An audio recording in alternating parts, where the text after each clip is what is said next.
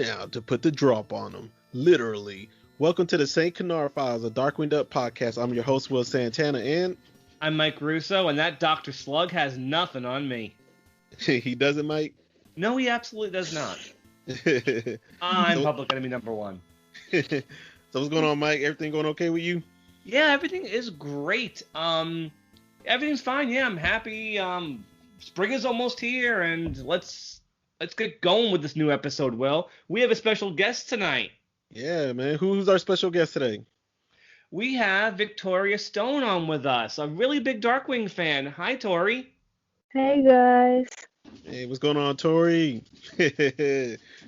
Tori asked for this episode a long time ago. We tried to get her on sooner, but she refused and said, I want Quivering Quack. And it's here finally. It's a good episode. Excited? Yeah, so Tori, you excited about this one? Yeah, I'm excited about this one. It's like one of my favorites. Yeah, Tori is part of our Zoom chat community, and she's a huge DuckTales 2017 fan. And she crossed over to Darkwing. And isn't Splatter Phoenix your favorite villain? Yes, Splatter Phoenix is my favorite villain. Yeah, okay. All right, so Mike, what we got topics today before we get into the episode? What are we talking about? Some new merchandise. Not really new. We've talked about it before, but we've actually finally seen a better picture of it. The Beast Kingdom Darkwing Duck action figure. We saw a better picture of it just a few days ago, and I'm not feeling it. How about you, Will? I'm not feeling it either at all. I was really hoping it was going to look to the standards of that Mickey Sorcerer's Apprentice from Beast Kingdom. I actually like the Q fig better, which is like $40 cheaper. Yeah, the Q figure's really nice. This one's just ugly. I'm on the fence where I kind of want to get it just because of Darkwing, but I don't think that's justification enough, man. Maybe if it wasn't a $70 item. Yeah. I think it was like 30, I would be more willing to buy it. But then again, there's also the fact that like I don't have as much merch as you guys did, because you were able to get the merch back when it first came out. Everything I get is usually on eBay. Please, the Funko action figure from a few years ago looks nicer than this, and it's $10. Yeah. Oh man, it's just crazy, man. That Beast Kingdom thing don't look too good, man. But I mean, I think it was cool that they wanted to do a fabric outfit, but even that looks bizarre. The cape is tiny, the legs are really weird, and the face sculpt is just off completely. And it has a tiny hat. His hat is normally gray, right? This one it looks like a dark black. I don't know what they were thinking. He's got like little gold buttons on it, which doesn't look right at all. Mm-hmm. It's maybe this isn't the final approved version. Maybe it's not finished yet. I mean, it was pushed back to when did it get pushed back to, Will? I think it's November. September? November, is it? I think I think maybe it's November. Okay. That's a long time from now, so maybe they have time to improve it. Okay. I hope. Yeah. Now, before we get into this episode, Mike, I kind of ruined Tori's debut with us, even though she's been on like other things with us, on YouTube and stuff like that. Right. But Tori, I mentioned your favorite villain. What's your favorite Darkwing episode? It's probably Time and Punishment, but I knew I wasn't gonna get on that episode because it was such a big favorite. Did we have a guest on Time and Punishment? No, but we had a lot to say about it. Oh, okay. Okay. You know what? I don't think anybody asked. Oh, we did have somebody, Oscar, remember? But he kind of backed out at the last. But he wasn't able to do it. Yeah. Yeah. So we did have somebody because we had. I just figured it was such a big episode that there would be like too much fight for it, and it should just be like fair enough to have no one. Yeah, we did have a few people ask for that one. We had I remember Stan asked for that one. I think Owen asked for it, but Oscar had it locked in, but he didn't even back out until like 24 hours. So we just rolled with it without nobody. Yeah, we did. That's true. All right, so let's get into this episode, Mike. What episode are we doing today? The Quiverwing Quack, one of the greatest episodes of all time. Oh, okay. It is. It is. It's a great one for Gosalyn. I think it's one of the best Negaduck episodes. Oh, I love Negaduck in this one. I think this episode only works with Negaduck. Yeah, I think so too. There's a special moment with Drake and Gosling that I really, really like on this one. Mm-hmm. Yeah, I'm sure you know what I'm talking about. Yeah. Okay. Yeah. So, Mike, is this top 10 for you? Yes. Yes. If Time and Punishment doesn't hit top 10, it's definitely this one. Okay. Because I think more so this one for me because it has Negaduck in it. Okay. Is this top 10 for you, Tori? I think it is, and I think it's for Gosling mostly. Okay. I do think it's a tier 1. It's just not top 10 for me. I got too many Cracker Jack episodes in my top 10. Oh, you're letting favoritism cloud your view. Yeah. Yeah, maybe one day I need to like really sit down because there's been several episodes I said is top 10, and now I don't know if I have a accurate top 10. I really need to sit down and pick a top 10. When this podcast ends, we should arrange our favorites in terms of how many gas gun canister ratings we gave it. Okay. And see exactly how it turned out. Okay, we can do that. All right, so Mike, let's get this ball rolling on Quivering Quack. And what's our production and air date order? Okay, so I basically run out of air dates. I can't tell you the air dates on the last 5 Disney Afternoon episodes because I thought I had the right air dates, but when I lined them up with a May 1992 calendar, the air date I had for this one was a Saturday. So it said May 16th, but that can't be right because that was a Saturday. So it was sometime in mid-May. Okay. That's all I can tell you on that. But it was 74th in production number. Ooh, those numbers are getting deeper and deeper. Deeper and deeper, yep. And our story editor is Tad Stones, which doesn't surprise me because our writer is once again Dev Ross. All right, we love us some Dev. This is her last solo Darkwing episode. The last few she's writing with Tad. So this is her last. She wrote the 2 best Gosalyn episodes, this one and Time and Punishment. Oh, yeah, that's right. Yeah. She really loved her. Yeah, she said that on our interview with us. Yeah, and she was a relatively new mom at the time. Yeah. So she really put those maternal instincts to good use with these episodes. Mm-hmm. Yeah, man, she's really got some good ones, Mike. Every time we talk about her, a few of them, but I could suck up those other ones because of what she's given us on the good side. Like I said, if I have to sit through an Apes of Wrath to get this episode, I'm fine. I'm fine with that too. Yep. Yeah. And right. We have another Sun Wu episode too. Not as good as the last one. I think Star is Scorned was one of their best. Mm-hmm. But this isn't bad. No, it's not bad at all. No. You better not be bad with Negaduck. No, they do a good job with him. He looks fine. All the characters look fine. Were there any pieces of animation, Tori or Will, that stood out to you in this episode? I don't know why, but the scene with the Dobermans and when he's getting them like out of the cages and stuff, and it's all like has the shadows and everything. I don't know why that stands out to me because it's probably not as impressive as I'm like making it out to be. No, it's impressive. I'll give it that. 'Cause, especially with all the detail on the dinosaurs and everything too. The next following scene.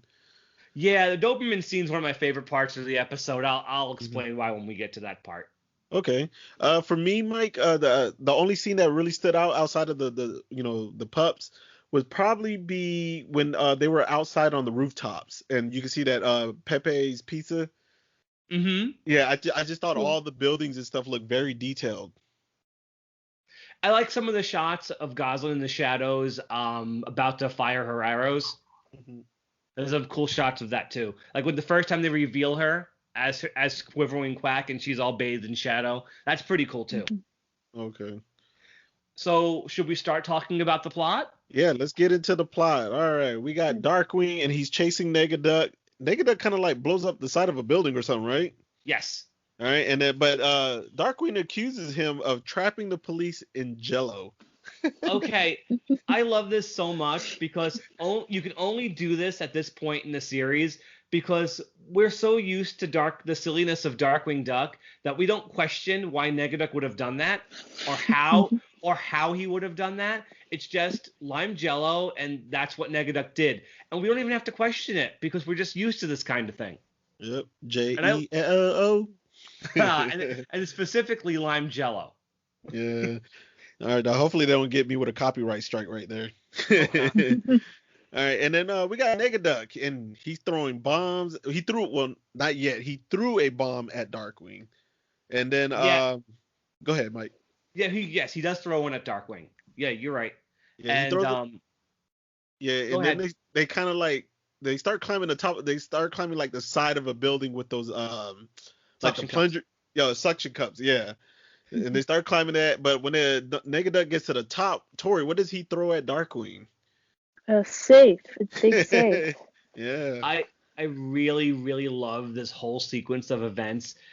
As he's plummeting from the building, he listens to the tumbler. He has just enough time to figure out the combination. He jumps in the safe, and the safe bounces off a flagpole because, of course, it does. Flies back up to the top of the roof. Darkwing pops out of the safe. Ha! Negaduck throws a bomb into the safe and calmly shuts the door. Ha! Yourself. And as it's plummeting, he's trying to open the tumblers, but the safe hits the ground, then explodes, and then the handle of the safe door just gently falls to the ground. The door opens up, and Darkwing's all blown up, but he's looking so casual about it. And the music even gets really quiet and moody as he's like stumbling into the building and into the elevator. He takes the elevator to the top of the roof, jumps out, and then gets hit with another bomb. It's so funny. Like, it's so well timed. Yeah. But then Darkwing kind of drops some news to Negaduck that really just boils him. What's that news, Mike? Well, Negaduck is not public enemy number 1. Tori, who is public enemy number 1? Dr. Slug. And I also noticed that Megavolt is number 3, if you notice. That makes sense. Megavolt should be on there somewhere. Yeah, and so what number is Negaduck? 2. Yeah, he's not feeling that at all. So another interesting thing to mention is that Negaduck has an endless supply of bombs from Discounts R Us. He got them in the clearance. There was a 2-for-1 sale. Yeah, and what's funny is he throws all these bombs at Darkwing, who's juggling the bombs, and Darkwing hands them to Negaduck so Darkwing can show him the wanted poster, and then Negaduck gives them back to Darkwing. Yeah, a lot of exchanges there, man. Yeah, a lot of bombs too. Yeah, but then after Darkwing explodes with all those bombs, Negaduck has now a huge bomb because he's irritated that he's number 2. He wants to be number 1. He's not playing around no more. Yeah, this thing is gigantic. And he says the city is toast, but Darkwing offers something else. I'll get the marmalade. But luckily, his fuse on his big bomb, Mike, it goes out. Yeah, an arrow flies through the air and cuts the fuse off, and then a few other arrows nab Negaduck by the clothes and knock him against the wall. Mm-hmm. Who is our mysterious savior? Tori, who is it?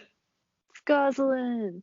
Yay, Gosling. She stopped at the sports boutique with Launchpad and bought a bow and arrow set. Yeah, but Darkwing's not feeling this archery at all, Mike. He's not feeling it. Of course not. Yeah, he feels it's too dangerous for Gosling. And Negaduck has escaped. Yeah, but he has no clothes now. He's in a barrel. It's funny how he says, that Dr. Slug has nothing on me, because he doesn't have anything on him. He's totally naked. Yeah, so then we get a cut scene in a transition where Gosalyn's in her room and she's practicing with her arrows, but she's kind of like upside down practicing. Yep, she's good at this too. Mm-hmm. She's complaining to Honker that even though she saved the day, all her father did was yell. Mm. And she figures maybe he would respect her if she was somebody else. Yeah. And who is that somebody else, Gosling? I mean, Tori. Well, we don't know. We don't know yet. We don't know yet? Okay. You didn't want to spoil it? Okay. All right. So now we get to a part that Tori was just talking about. Negaduck. He's at the dog pound, Mike. Yeah, I love this scene. We see all these Dobermans barking, and they look really vicious. And Negaduck walks into the pound, and the Dobermans immediately start to cower. He's able to pick them. I think there's like 5 or 6 of them. He's able to pick them all up in a giant ball and just throw them into the dog catcher wagon. And my favorite Negaduck moment in the entire episode, he's driving the truck, and he's talking, but he keeps screaming into the back, "Shut up back there!" I said, "Shut up!"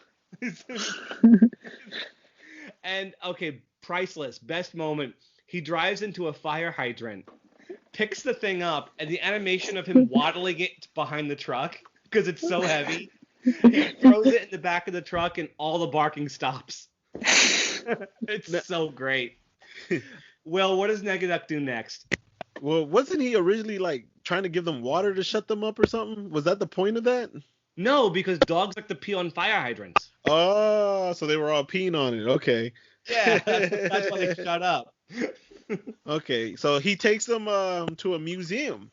Yes. Yeah, he takes them to a museum because it's Bon Appetit time now. What do they do, Tori? He takes them to the dinosaur exhibit, and they start eating all the bones. Yep. And finally, who shows up? Of course, no entrance line though. Yeah. None at all in this episode. Yeah, but Darkwing doesn't come in nice to Negaduck. He straight out calls him number 2. Number 2. And you know that's just gonna make Negaduck even more upset. He's not feeling that number 2 at all. Not one bit. So he sicks the dogs at them. Mm-hmm. Darkwing throws a pair of boots at the dogs, and the dogs throw a pair of sandals right back at him. Darkwing and LP try to hide in the mummy cases and as a totem pole, but the dogs aren't that stupid. Mm-hmm. So who saves the day? Tori, who shows up? The Quiverwing Quack. Yup. Gosling shows up as a new superhero and gets her rid of the dogs sidekick.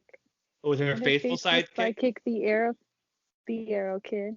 Yes, Honker with like a big arrow helmet on his head. Mm-hmm. She gets rid of the dogs with a whistle arrow and a cat arrow, so the dogs ran away after the cat. And Darkwing decides, I don't want you guys helping me. He throws the kids into the T-Rex skull and tries to take on Negaduck by himself. Will, how does that go for Darkwing? It doesn't go well at all. What does Negaduck do? Yeah, he pulls out another bomb, didn't he? No, he shows up in a tank. He's in a tank. Oh, yeah, the tank, the big old green tank. Mm-hmm. Yeah. How he got that in the museum's anyone's guess. Didn't he run them over with the tank too? Multiple times. Yeah. Oh man, this episode, Mike, Negaduck is just hilarious because he's not feeling that number 2 thing. So like, he has the gigantic bomb, he has the tank. I don't want to spoil anymore, but like you can tell, Negaduck to me is like the comedy of this episode. Yeah. He's also ramping up his destruction just to make a point. Mm-hmm. Negaduck usually isn't this crazy, but he has to in order to become public enemy number 1. Yeah. Oh, by the way, I love the little dialogue when Gosalyn introduces herself to Darkwing. She goes, "I'm Quiverwing Quack, the hero that gives crooks the shaft." Pretty cool slogan, huh? And Darkwing goes, "Too hip for words." Yeah. But Gosalyn, she clogs up Negaduck's tank though. With a glue arrow. Mm-hmm. She clogs it up, and then right when she saves the day, the media shows up, including a character from DuckTales. Mm-hmm. Weber Walters. Yeah, Weber Walters.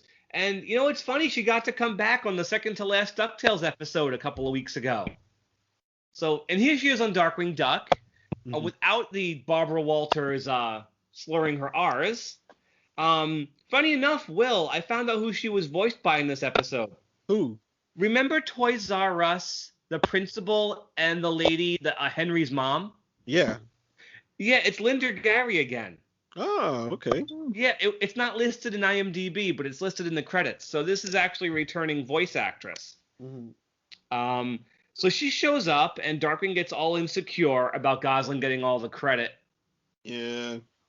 And it's kind of funny, though, because the sidekicks, Launchpad, he doesn't like that he's never been introduced to the media because Gosling or Quivering Quack introduced Honker there. Immediately, yeah. Mm-hmm. And Darkwing makes a mention of momentary difficulty, and Gosling goes, momentary difficulty? You mean dying?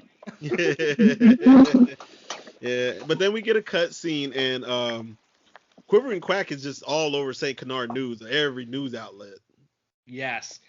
She's on, Weber Walters she has her on the show. We also have Quackaldo, who's a parody of Geraldo Rivera. Then you have Julia Child. Gosling's on a cooking show with her.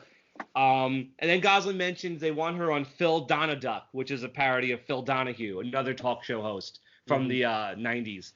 And so Gosling's all kind of getting full of herself, but she has every right to be because she stopped Negaduck twice. Yep. But somebody else ain't feeling all this attention. No. Darkwing tells her that Gander Warhol, which is a parody of Andy Warhol, the artist, says that people only get 15 minutes of fame, and hers are up. Mm-hmm. But she complains, you're only treating me like a little kid. Yeah, Drake is being overprotective, though. Yeah, absolutely. He even tries to cut her steak for her, and that's when he realizes he's overdoing it. Yeah. But then we hear on the news that Negaduck is about to strike Pepe's Pizza. Yeah, Launchpad is horrified by the very idea. Of course he is. He's always hungry. And Negaduck's driving a monster truck. How about that? Yeah. Yeah, so then they're going to take off in the Thunderquack, right? Yes, because Negaduck's got, like a grappling hook or a harpoon or something on one side of the tower trying to pull it over. He's like, hey, I'm giving the town the leaning tower a pizza. Mm-hmm. And Darkwing and Launchpad and the kids are trying to pull it the other direction with the Thunderquack's grappling hook, yeah. Yeah, and then Quivering Quack says, let's get dangerous, though. Yes, so they land right on top of Negaduck. And when Negaduck tries to hit him with the harpoon, he misses. Yep. And then he's like, did I cross a black cat today? So what happens next, Tori? Something with Quiverwing. What happened? Something with Quiverwing. Well, you have to remember I can't remember the exact, because it was Darkwing he tried to hit with that harpoon gun. Yeah. It's just him because Quiverwing ran off. So Negaduck jumps off the building bounces off a flagpole, jumps in the building across the street. Darkwing tries to do that, and Negaduck opens a door on the roof and he drops into it. So now Gosling and Honker try to save the day by shooting an arrow with a rope from the two buildings and try to walk across it. Yeah. But Negaduck kind of twangs the rope and they almost fall off. Yeah, they're kind of just hanging around. Yeah. And Launchpad tries to save them. That doesn't go well either. He almost falls too. Darkwing tries to cross to save them as well. And then Negaduck cuts the rope and they all fall. Yep. And they land on that the Tower of Pisa. The Pepe Pizza. Yeah. And I'd like to say, like, this is like a very intense scene, right? And I think what they do next is like a great way to diffuse the tension of like this very intense scene. What do they do next? Well, Darkwing fills up something with gas so that they'll land on it, and then it pops, and it turns out it's laughing gas. Yeah, it was his cape. Yeah. Yeah. His cape is very stretchy if he can do that, because he makes a huge balloon out of it. It pops because Honker's arrow helmet hits it. Yeah. And I love everybody laughing. Launchpad goes, that was great, TW, but did you have to use laughing gas? And Launchpad goes, it was better than tear gas. Yeah. So then they return back to the Mallard's house, and this is like a special moment for me, Mike. I really like this scene. Yeah, before the scene starts, Launchpad and Honker have to leave because they can't stop laughing. So what happens, Will? You like this scene. Explain what happens.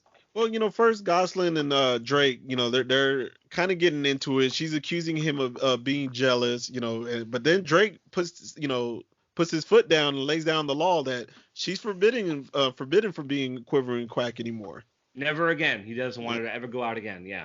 Yeah, and she's arguing like saying that he treats her like a baby girl, and he says because you are my baby girl. Yeah, it's really sweet though. The voice acting's great. Mm-hmm.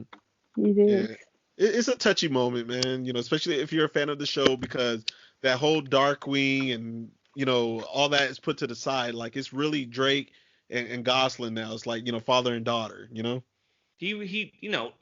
loves her. He wants to make sure she doesn't get hurt. They almost got killed today, all Yeah. four of them, and that would be enough to scare any dad. Mm-hmm.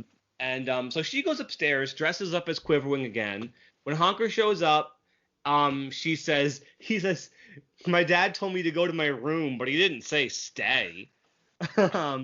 So since she knows Honker's gonna go tell her dad, she traps him in a net and she leaves to go stop Negaduck. Yeah. So, and as she's leaving, Launchpad tells something to Darkwing. I love this. I love this so much. Launchpad is trying to talk to Drake, advice his father gave him about how if you hold onto your child too tight, they could smother. And the greatest thing is seeing your child fly all by itself. And Drake is like, "Whoa, your dad told you that?"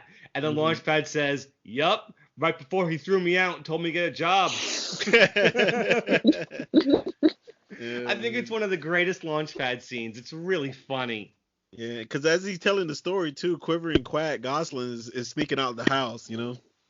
And when Launchpad mentions seeing it fly all by itself, she slips and she tries to keep herself up in the air by flying, and then she falls down. Speaking of falling down, Honker tumbles down the stairs. Yeah, and he tells him what Gosling's up to. Going to fight Negaduck all by herself. Yeah, but then we get to Negaduck, and what's he doing, Mike? Negaduck has a really, really bizarre plan. He's stopped up every sewer main, gas main, storm drain, sewer pipe in St. Canard, and his plan is to back up everything in the city to blow up the entire city. And you see the skyline literally swelling like it's going to explode. Yeah, he don't want to be number 2, Mike. He's not feeling it. And he got the idea by watching Darkwing inflate his cape. That gave him the idea in the first place. So Gosling shows up. Doesn't go too well for her. Fighting against Negaduck one-on-one when he's out for blood. Not good. How does that go, Will? What happens to Goz? She tied him up, and then he threw her off the bridge with the rope that she tied him up with, and she's about to get eaten by a shark. I love she goes, "Big deal, I can swim, The shark suddenly jumps up and literally eats her. And then she jumps out of its mouth like at the last second. It's great. The timing is amazing. And then Darkwing shows up. Still no entrance line. We don't get a single one in this one. And who else helps to save the day? LP and Honker. A little help from the sidekick or two. Yeah. They pull the cork out of the water mains, and the city squeezes back to normal. Darkwing karate kicks Negaduck, and Negaduck jumps on the motorcycle, and Darkwing reminds him that he's thanking him for the 2-for-1 sale, because what did he do to the motorcycle, Will? Oh, man, he filled it up with bombs. It was all over the place. So Negaduck gets blown to Kingdom Come. And that's the end of him. Great callback to the beginning of the episode. Yeah. And then, Darkwing and Gosling, they kind of have their little chat again. Yeah, he says, one day criminals will quake at the coming of Quiverwing Quack. And Gosling's like, so when you say someday, do you mean what? Next month? Yeah, she wants it soon, but that's not what he meant. She even said if she skips her homework, she can be done even sooner. Great ending. Really great ending. I love this episode a lot. So, since we're done talking about the plot, should we rate it? Yeah, let's go ahead and get into the ratings. Tori, since you're our guest, you want to go first? We're rating the episode? Yeah, what would you give it at 5 gas gun canisters? I think I would give it a 4.5. 4.5? Okay, fair enough. Is there a reason why it loses half a point, or is there a reason why you give it such a strong score? I think it really is it's a great episode, especially for Drake and Gosling's relationship, and for it being such a good Negaduck episode. I think it really highlights the heights of Negaduck as far as he was willing to go, because he really wasn't getting anything but points for his reputation. Like there was no money or offing of any. Well, there was offing. It was really all for his reputation, not for any like monetary gain or anything. And I think it's like, yeah. Okay. How about you, Mike? I am going to be. I'm giving this one a 5. Honestly. Whoa. Okay. I think I'm only giving one more 5 in terms of what's coming up next, and I won't say which one. So I'm almost 5'd out. I love this one. I think it's one of Deb's best episodes, if not her best. We get the entire foursome. We get Honker in there too. It's a great role for him. Even Launchpad gets some good lines, and it's really hard to deny that Negaduck is amazing in this episode. Yeah, I think this is his best one. Where he dominates. He's one of the main stars of the episode. He's not in anybody else's shadow, and he's just anarchy incarnate in this one. Yeah, and he's great. Like if someone asked me what the best Negaduck show was, I would say this one. To me, it's a better Negaduck episode than even the Negaverse, and you know how much I love that one. Yeah. So I'm giving this one a 5. How about you, Will? I'm gonna go 4.5. I'm going with Tori, man. Negaduck Dev really did a great job on making Negaduck such a good villain on this one by making him irritated with being number 2. It gave him motivation. It gave him a motive. It really got the whole episode going once he saw that in the paper. And Negaduck behind Dr. Slug, I don't think any of us would agree with that, but it worked, It made a joke out of it. I love the gag that we don't know who or what Dr. Slug really is, but apparently he's public enemy number 1. I'd love to know what he's done to be worse than Negaduck. Yeah, the Darkwing and Gosalyn battle is kind of routine. We've seen it so many times where he's protective of her and stuff, but she doesn't listen to him. That part, is why I think I take it down just a half a point. But what keeps it at the 4.5 for me is their bonding, And it's nice to see Gosling actually do a superhero thing and be good at it too. Really good at it. Like this shows that she actually does have the potential. Like I know you weren't on when we did Dances with Bigfoot, but she's pretty sad in that one. She can't do anything right. But in this one, she's good at this.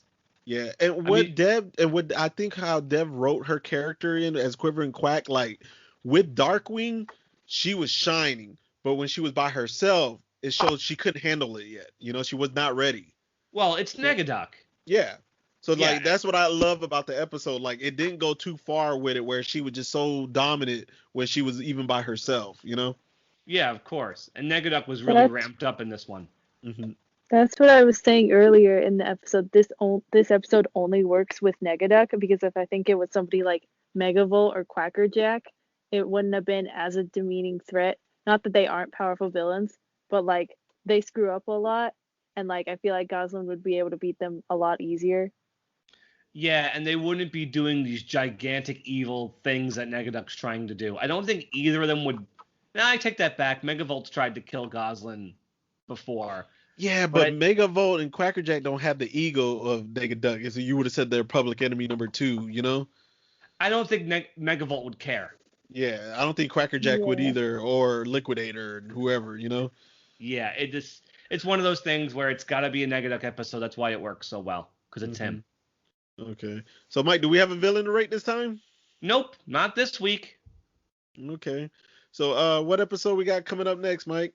All right, we have another Negaduck episode, but also Liquidator, Quackerjack, Megavolt, and Bushroot, and somebody called Demolition Duck. We're talking about Jailbird, and I think we have another guest on that one. Yeah, we got Owens coming, right? Yeah, he was on the bonus episode me and him did, Masked Mallard, and he's coming back for his first Darkwing episode next week.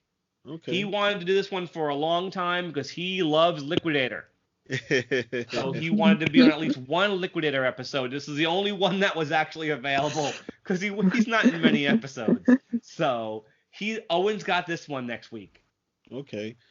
All right. So, Mike, for the people listening to us for the first time, where can they find us at? Stitcher, Spotify, Google Play, iTunes, YouTube, Pocket Cast, Radio Public, iHeartRadio, and Pandora. I think that's all the big ones, but we are on many, many others.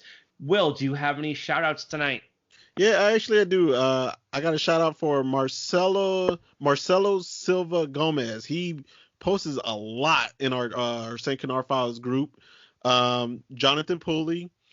Judayo San Buenaventura. I'm so sorry if I screwed that name up. Take a shot every time Will has to read a hard name. Yeah, I'm about to have another one. Right here. Daph Solaris. Oh my God, I'm screwing these names up. All right, I got two more shout outs. Mac Alexander Davison and Cheryl Mars. These people are in our top 10 of posting the most in our Darkwing group. Good. Yep. Good for them. There was a few other people who are in our top 10, but we've shouted them out. They're kind of the usual, so I didn't mention them. And, we really weren't able to talk about it because we're not really going to go into too much detail because Will hasn't seen it yet. But as we're recording this, DuckTales just ended a few days ago. I just want to thank everyone involved for that show for helping to kind of bring Darkwing Duck back into public consciousness. I think he has a lot more fans now because he was part of that show, and I think that's wonderful. And I hope whatever reboot they're doing with him is amazing. But I want to just say rest in peace, DuckTales 2017. I know I'll miss it. I know Tori will too. But Will hasn't seen the final episode yet, so we're not going to spoil it by saying anything else about it. Just can you tell me, is it good as the other season finales? It's really good. I think it is. Yeah. Okay. It's got some really good Darkwing moments in there. Okay. Watch it sooner or later, Will. I think you'll enjoy it. Okay. Yeah, Stan, I'm calling you out, and Felicia, calling you out too, messaging me and giving me some spoilers. Oh, but it's not that big of a deal. But with the information you told me is something I would want to wait for. Hello. No. Yeah. I hope it wasn't the big spoiler. You guys know me. Who is my favorite villain? They spoiled that for me. Both of them. Oh my goodness, man. People, I tell you, man. Okay. Yeah. Well, anyway. So, I guess that's it for tonight, guys. Yeah, thank you, Tori, for joining us today, man. It was nice being here. Thanks, Tori. Yeah, really appreciate it. So until next week, stay dangerous. Good night, everyone. Night.